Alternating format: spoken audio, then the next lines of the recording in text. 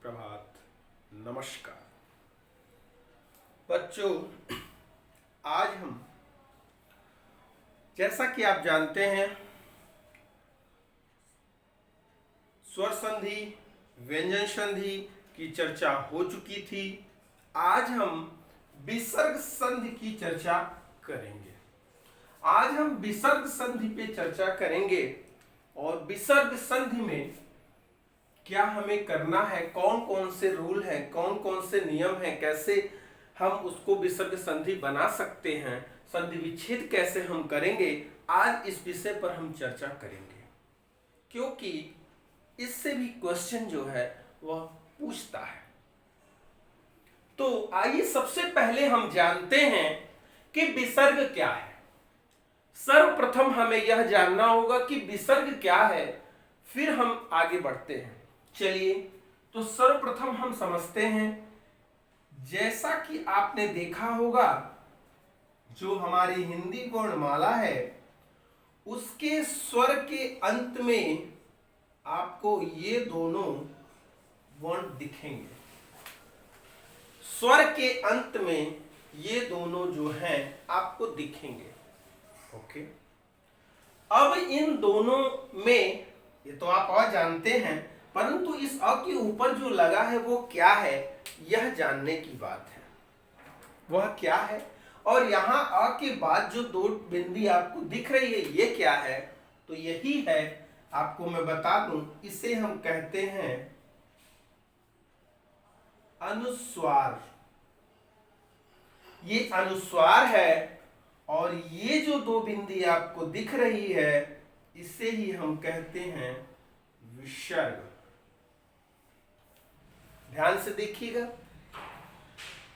अंग अह बोलते हैं हम, तो इसे ही जो ऊपर यह लगा है इसे अनुस्वार कहते हैं, और इसके बाद जो ये लगा है इसे हम विसर्ग कहते हैं। तो आज हम विसर्ग संधि पढ़ेंगे। इसका अर्थ ये होता है कि सर्वप्रथम जब विसर्ग की बात आ ही गई है तो इसका मतलब है कि हम अगर इसकी बात करते हैं, भाई संधि होगा, प्लस के दोनों तरफ कुछ होगा। अगर इसकी बात हम करें तो निश्चित है विसर्ग जो है, हमें जैसे आपको पता था कि स्वर संधि होती थी, स्वर का स्वरों से मेल होता था। व्यंजन संधि में एक तरफ व्यंजन होना अनिवार्य था। उसी प्रकार से विसर्ग भी, विसर्ग संधि में भी अगर प्लस के बाद या पहले विसर्ग होना अनिवार्य है, विसर्ग होना अनिवार्य है। अब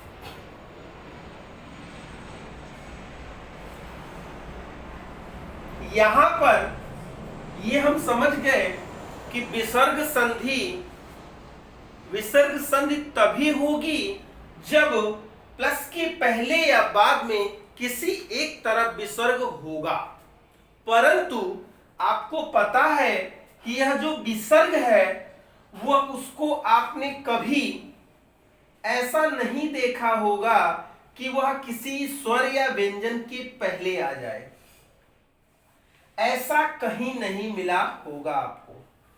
जहां भी विसर्ग आपको दिखा होगा वह हमेशा किसी स्वर के बाद, जैसे हम लिखते हैं प्रातः, अगर प्रातः काल हम लिखें तो यह स्वर या व्यंजन के बाद ही दिखता है। इसका अर्थ ये है कि विसर्ग संधि में विसर्ग आवश्यक तो है, तो निश्चित है कि जब किसी वर्ण के बाद ही आएगा, तो अगर इधर कोई वर्ण यहां पर रहता है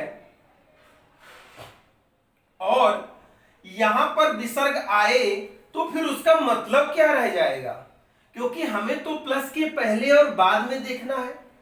तो प्लस के बाद तो आ गया, फिर कोई मतलब बचा नहीं।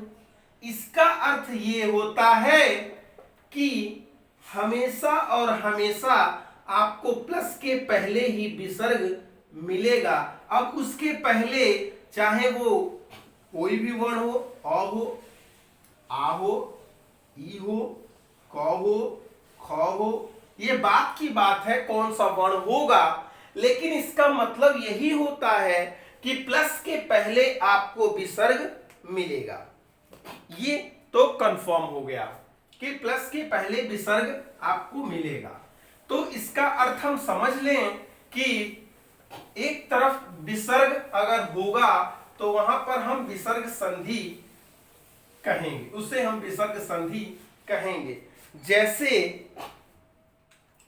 अगर हम यहां पर एक एग्जाम्पल अभी वैसे ही ले रहे हैं, अभी इसमें कोई रूल नहीं लगा रहे हैं, अभी केवल आपको एग्जाम्पल एक बता रहे हैं।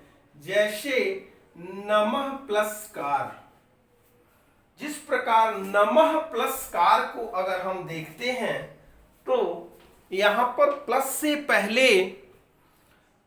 पहले विसर्ग है और प्लस के बाद तो कोई वर्ण है ही। तो चूंकि नियम अभी आपको बताएंगे, परंतु यहां जो विसर्ग को श आदेश होगा और स आदेश होने के नाते यहां पर नमस्कार बन जाएगा। अब नमस्कार कैसे बना, क्यों बना, इसकी चर्चा हम नियम के अंतर्गत करेंगे। ये एक एग्जाम्पल आप देख सकते हैं कि यहां जो विसर्ग है, विसर्ग के स्थान पर ही कुछ ना कुछ आदेश होगा, तभी तो एक तरफ विसर्ग है, तभी विसर्ग संधि कहलाएगी। अब ऐसा तो नहीं है कि विसर्ग हो ही ना और हम उसे विसर्ग संधि कह दें, ऐसा तो नहीं हो सकता है। तो अब चलिए हम नियम नंबर 1 की ओर चलते हैं। रूल नंबर 1 जो है वो क्या कहता है, सर्वप्रथम एक चीज ध्यान देने वाली है आपको कि मैंने यहां पर आपकी वर्णमाला के कुछ वर्ण लिखे हुए हैं। ध्यान से आप देखेंगे तो यहां पर व्यंजन संधि में भी कुछ ऐसे ही वर्णमाला के प्रयोग किए गए थे। तो यहां आप देख सकते हैं कि यहां मैंने क वर्ग, च वर्ग, ट वर्ग, त वर्ग और प वर्ग लिखा है। इसके विषय में आप जानते हैं, व्यंजन संधि में भी इसकी चर्चा हो चुकी है। तो हमने यहां पर क वर्ग, च वर्ग, ट वर्ग, त वर्ग और प वर्ग की चर्चा की है। क वर्ग में 5 वर्ण होते हैं, च में भी, ट में भी, त में भी और प में भी। ठीक है।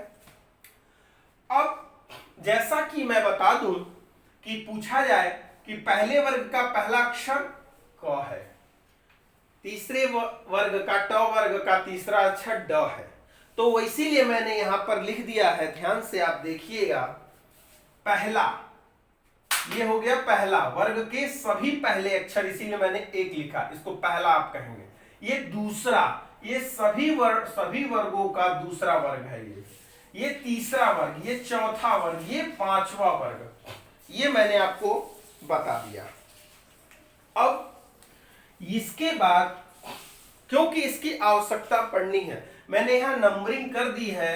ये पहला सबका हो गया, ये दूसरा सबका, ये तीसरा, ये चौथा, ये 5वां। अब इसके बाद होता क्या है वो हम आइए देख लेते हैं। सबसे पहला जो नियम है वो कहता है, रूल नंबर जो 1 बताता है,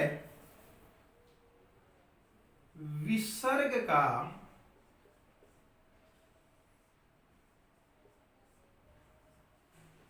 ओ हो जाना। देखिए पहला नियम कहता है कि विसर्ग का क्या हो जाएगा, ओ हो जाएगा। पर कंडीशन है, कंडीशन ये है कि विसर्ग का ओ कब होगा, कैसे होगा, क्या परिस्थिति होगी उसकी, तो उन परिस्थिति के अनुसार विसर्ग का ओ हम करेंगे। अब कैसे करेंगे इसको हम देख लेते हैं। तो देखिए, सर्वप्रथम विसर्ग का ओ हो जाना, इसका नियम क्या है देखते हैं हम।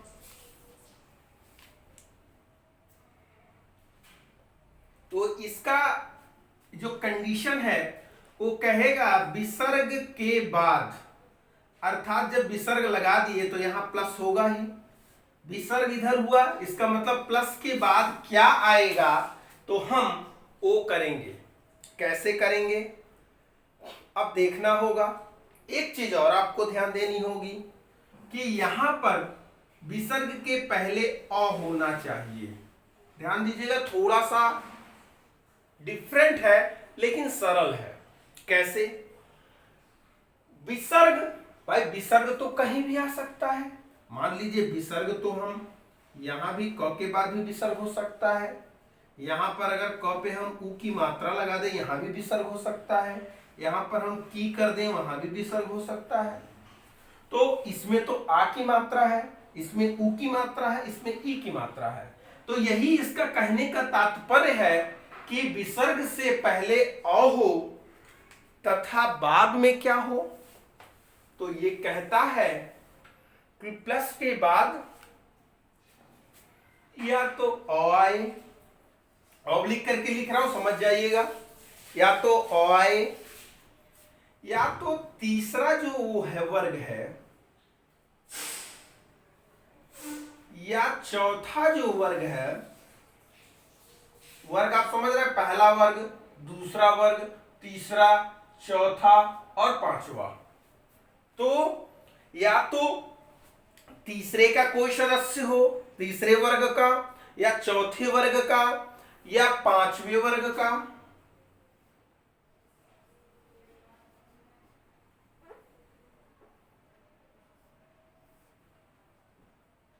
तथा अंतस्थ हो। देखिए अंतस्थ आपको मैंने नहीं लिखा यहां पर, अंतस्थ और ऊष्म, अंतस्थ और ऊष्म की बात अगर करते हैं तो मैं यहां लिख देता हूं। यहीं पर देखिए छोटा सा मैं लिखने की कोशिश करता हूं। य, र, ल और व, ये चारों वर्ण हैं। इन चारों को हम क्या कहेंगे? अंतस्थ कहेंगे। इन चारों को हम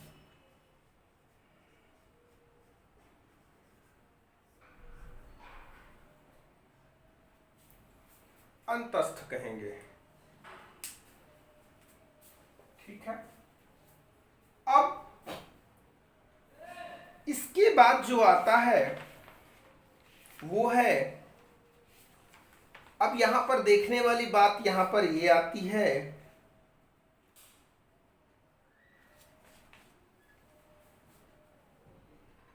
कि तीसरा हो या चौथा या पांचवें का कोई वर्ण हो और अंतस्थ हो, अगर इनमें से विसर्ग के बाद कोई भी वर्ण आएगा तो विसर्ग को क्या आदेश होगा? विसर्ग को ओ आदेश हो जाएगा। यही ये बस बताता है कि विसर्ग को ओ आदेश हो जाएगा। ठीक है, चलिए देख लेते हैं कैसे कैसे ओ आदेश हो रहा है। इसको यहां पर अंतस्थ देखिए लिखते हैं हम सही से, ये हो गया। अब देखिए हम कैसे करते हैं इसको, ध्यान से देखिएगा।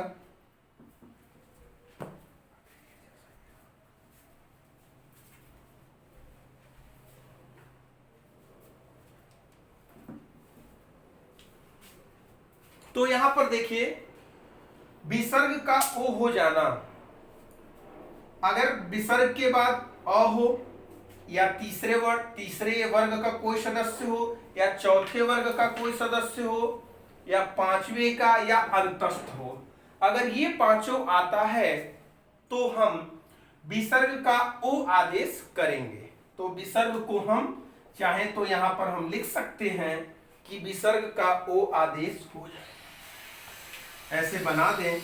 ये जो विसर्ग है इसको हम क्या करेंगे? ओ आदेश कर देंगे, ओ आदेश कर देंगे। ये तो आपका हो गया नियम कानून। अब इस नियम कानून के बाद एक एग्जाम्पल लेते हैं। पहला एग्जाम्पल देखिए,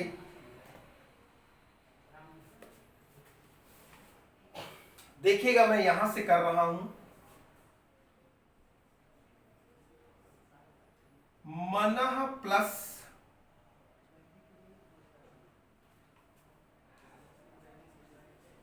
बल। ध्यान दीजिएगा, कुछ करना नहीं है, ध्यान देना है। प्लस के पहले विसर्ग मिल गया आपको, विसर्ग से पहले अ चाहिए हमें। तो यहां देखिए 9 में अ मिला है कि नहीं? अगर ये 9 है तो 9 में अ मिला है, 9 में अ मिला है। और प्लस के बाद या तो अ हो या तो तीसरा चौथा पांचवे, तो यहां ब आया है। अब हमको देखना होगा ब कहां से मिलेगा। तो आप देखिए ब यहां पर है, इसका मतलब प फ ब, तीसरा तीसरा वर्ग हो रहा है कि नहीं? तीसरे वर्ग का ये कैंडिडेट है, तीसरे वर्ग का सदस्य है। तो इसका मतलब जब ऐसी परिस्थिति आएगी तो इस विसर्ग को हम क्या आदेश करेंगे? ओ आदेश कर देंगे। और जैसे ही इस विसर्ग को ओ आदेश करेंगे हम, तो ये जो 9 था, 9 पे ये ओ है, ये ओ की मात्रा यहां पर लग जाएगी क्योंकि विसर्ग की जगह ओ आदेश हो गया और ओ की मात्रा लग गई। और इधर जैसे का तैसे था वैसे लिख दीजिए। ये देखिए बन गया आपका मनोबल। देखिए बना कि नहीं? एक और एग्जांपल हम लेते हैं।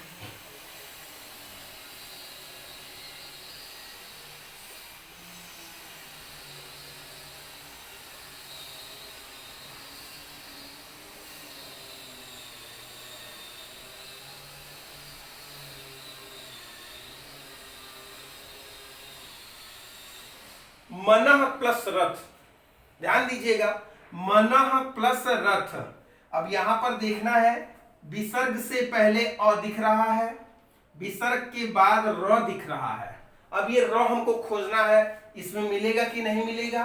तो देखेंगे हम, र यहां पर है, ये अंतस्थ है, यहां देखिए अंतस्थ लिखा है। इसका मतलब विसर्ग को क्या आदेश हो जाएगा? क्या आदेश हो जाएगा विसर्ग को? ओ आदेश हो जाएगा कि नहीं हो जाएगा? बताइएगा।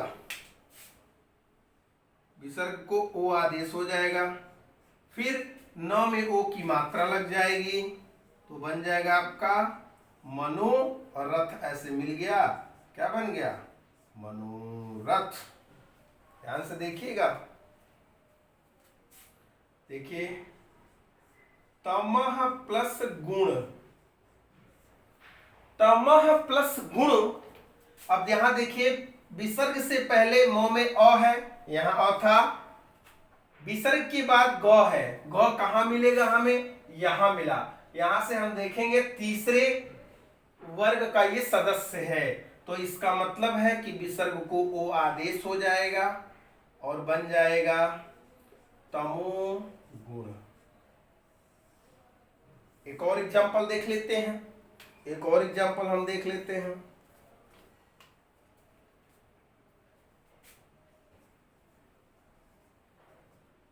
अधः प्लस गति,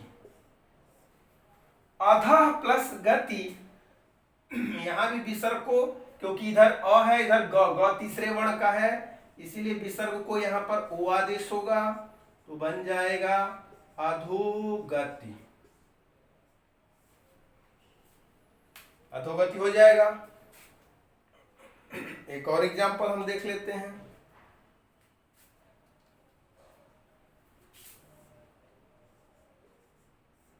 पयः प्लस धर। देखिएगा यहां पर विसर्ग से पहले य है, य में अ जुड़ा है इसलिए ये हो गया।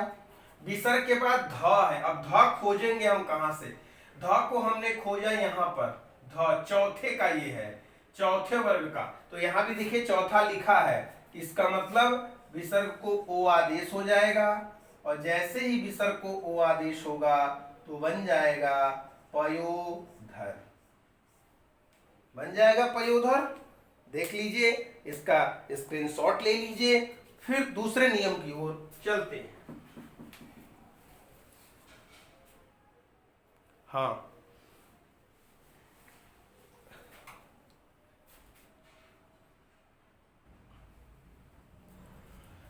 नियम नंबर 2, ये दूसरा नियम क्या कहता है देखते हैं।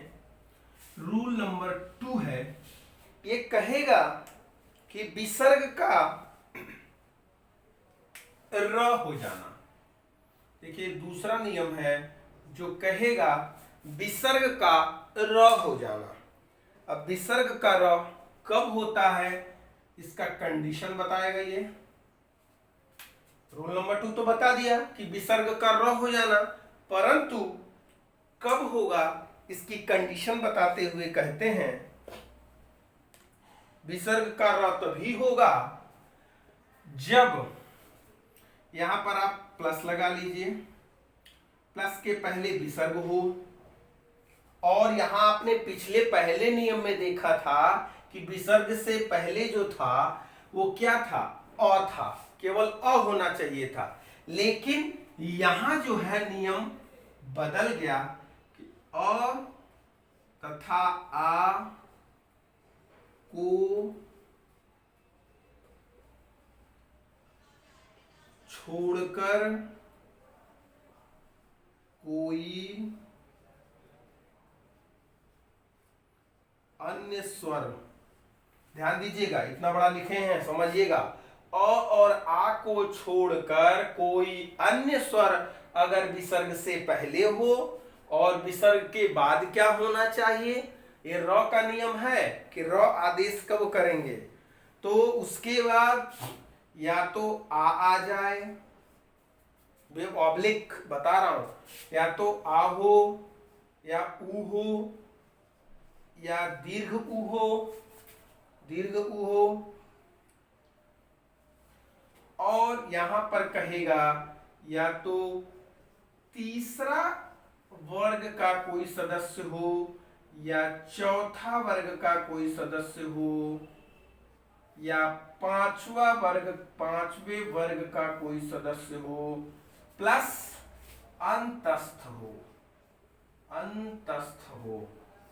देखिए नियम लंबा हो रहा है लेकिन ध्यान दीजिएगा, कुछ नहीं है, बस थोड़ा सा ध्यान आप देंगे आ जाएगा।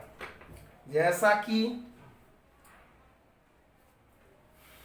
बस ध्यान देना है कि प्लस के पहले अ और आ नहीं होना चाहिए, छोड़कर लिखा है, और कोई भी स्वर चलेगा। लेकिन पहला नियम हमने जो पढ़ा था उसमें आपने देखा होगा कि अ ही होना चाहिए, पहले अ ही होना चाहिए था, पर यहां ऐसा नहीं है। फिर प्लस के बाद या तो आ हो या ऊ हो या दीर्घ ऊ हो या तीसरे वर्ग का कोई सदस्य हो या चौथे वर्ग का कोई सदस्य हो या पांचवें वर्ग का कोई सदस्य हो या अंतस्थ हो, अंतस्थ का कोई वर्ण या कोई सदस्य होगा, तब इस विसर्ग को र आदेश होगा। तो आइए एग्जाम्पल देख लेते हैं।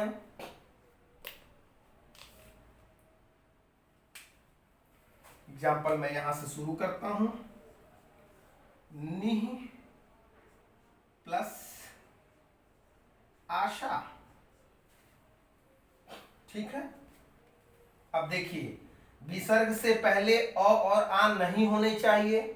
आप अगर ध्यान से देखेंगे तो यहां ई आपको दिखेगा, क्योंकि अगर इसे हम तोड़ें तो पहले नौ निकलेगा, नौ में से ई निकलेगा, तो इसका मतलब विसर्ग से पहले ई है और विसर्ग के बाद आ, इसका मतलब इस फॉलो कर रहा है, इस नियम का फॉलो कर रहा है। तो इस विसर्ग को हम क्या आदेश करेंगे, र आदेश कर देंगे, ठीक। और जैसे ही र आदेश करेंगे ये जो नी तो वैसे का वैसे हो गया। चूंकि र के आगे ये स्वर है आ, तो ये र में आ जुड़ जाएगा और शा तो वैसे का वैसे लिख देंगे, तो क्या बन जाएगा, निराशा। देख लीजिए, कोई कंफ्यूजन, कोई कंफ्यूजन। देखिए निह प्लस जन, निह प्लस जन। अब आप ध्यान से देखेंगे अगर तो यहां पर विसर्ग से पहले अ और आ नहीं है, विसर्ग के बाद ज है। अब हम खोजेंगे ज को, तो ज को हमने खोजा तो ज हमें यहां मिला, और हम देखते हैं तो ये तीसरे का है, तीसरे वर्ग का, तो यहां देखिए तीसरा लिखा ही है। इसका मतलब अब इस विसर्ग को र आदेश हो सकता है, और जैसे ही र आदेश होगा फिर नी र हो गया। अब ये जो र है अगर इसके आगे स्वर होता तो मिलता, लेकिन स्वर नहीं है, इसीलिए ज और न वैसे रह जाएगा और र ऊपर की ओर ऊर्ध्वगामी हो जाएगा, और ये बन जाएगा आपका निर्जन। देख लीजिए, एक और एग्जाम्पल हम देख लेते हैं, एक और एग्जाम्पल हम देख लेते हैं। ऐसे कई एग्जाम्पल आपको बनेंगे। निह प्लस बल, अब देखिए ब भी तीसरे का है और विसर्ग से पहले भी अ नहीं है, तो इसका मतलब है इसको र आदेश हो जाएगा, और र आदेश होगा तो नी वैसे ही रह जाएगा, और चूंकि इसके आगे स्वर नहीं है तो स्वर नहीं जुड़ेगा और इसके ऊर्ध्वगामी हो जाएगा, तो बन जाएगा निर्बल। बन रहा है। देखिएगा ध्यान से। एक और एग्जाम्पल हम ले लेते हैं, एक और एग्जाम्पल देख लेते हैं। देखिए बहुत ही मतलब ये एग्जाम्पल कई बार कॉम्पिटिटिव एग्जाम में पूछा गया है, और ये आपको जानना भी चाहिए। कैसे? अब यहां ध्यान से देखिए, आशी प्लस वाद, और आपको चाहिए भी, यह तो हमको और आपको हमेशा ही आवश्यकता पड़ती है इसकी, ये हमेशा हमारे पास होना चाहिए, अपने से बड़ों का, भगवान का, ईश्वर का। कैसे? देखिए, विसर्ग से पहले अ या आ नहीं है, बड़ी वाली मात्रा, इसका मतलब सही हो गया। प्लस के बाद वो है, वह देखेंगे हम तो अंतस्थ का मिलेगा, और अंतस्थ इस सूत्र में कहता है, इसका मतलब इस विसर्ग को र आदेश हो जाएगा, और जैसे ही विसर्ग को र आदेश हुआ यहां पर आशी तो रहेगा ही, ये र ऊर्ध्वगामी होगा, और र ऊर्ध्वगामी होगा तो बन जाएगा आशीर्वाद। देख लीजिए, आशीर्वाद चाहिए ना, आशीर्वाद चाहिए कि नहीं चाहिए? तो आशीर्वाद क्या है और एक कौन सी संधि है, ये आप जान सकते हैं। एक बात और आपको मैं बता दूं, एक बात और आपको बता दूं कि कोई भी आशीर्वाद की संधि विच्छेद, आशीर्वाद का संधि विच्छेद पूछे तो आप आशी प्लस वाद ही बताएंगे, क्योंकि ये विसर्ग संधि का एग्जाम्पल है। चलिए एक और एग्जाम्पल हम देख लेते हैं, एक और एग्जाम्पल हम देख लेते हैं।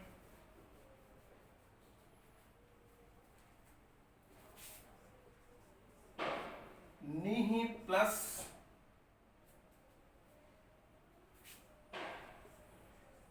विघ्न, ध्यान दीजिएगा, अच्छे से बना दें इसको।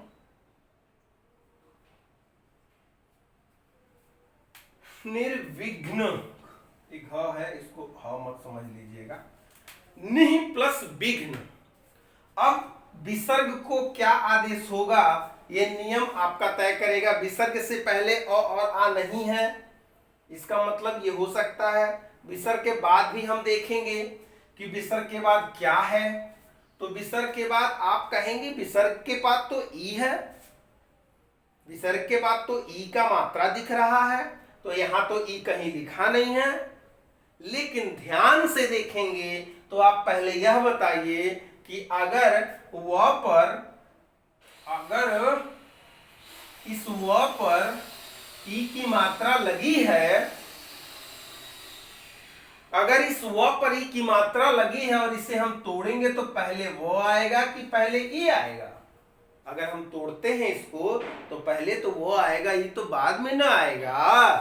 तो इसका अर्थ है कि यहां प्लस के बाद क्या है, वो है, और वो किसका सदस्य है? अंतस्थ वर्ण का। यहां देखिए अंतस्थ इसके अंतर्गत है, इसका मतलब यह नियम पूरा होता है। तो यहाँ पर विसर्ग को हम र आदेश करेंगे और र आदेश करने के बाद यहाँ पर हम कर देंगे निर्विघ्न।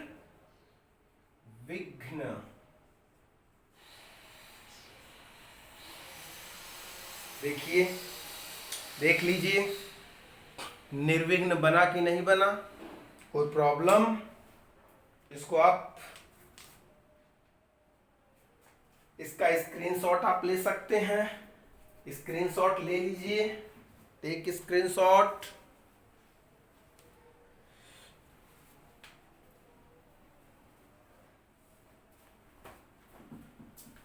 तो आज हमने आपको दो नियम बताए। विसर्ग संधि की चर्चा कर रहे थे और विसर्ग संधि की चर्चा में आपको दो नियम बताए गए। पहला विसर्ग का ओ हो जाना और दूसरा विसर्ग का र हो जाना। ये दो नियम आपको मैंने बताया विथ कंडीशन। कंडीशन के साथ, क्या कंडीशन रहेगी तो विसर्ग का ओ होगा, क्या कंडीशन रहेगी कि विसर्ग का र होगा। ये दोनों कंडीशन आपको मैंने बता दी। तो आज विसर्ग संधि और भी नियम है विसर्ग संधि के, लेकिन इस वीडियो में आज के लिए इतना ही। फिर नेक्स्ट वीडियो में हम मिलेंगे और विसर्ग संधि के जो और भी नियम है उसकी चर्चा करेंगे। पर आज के लिए इतना ही। धन्यवाद।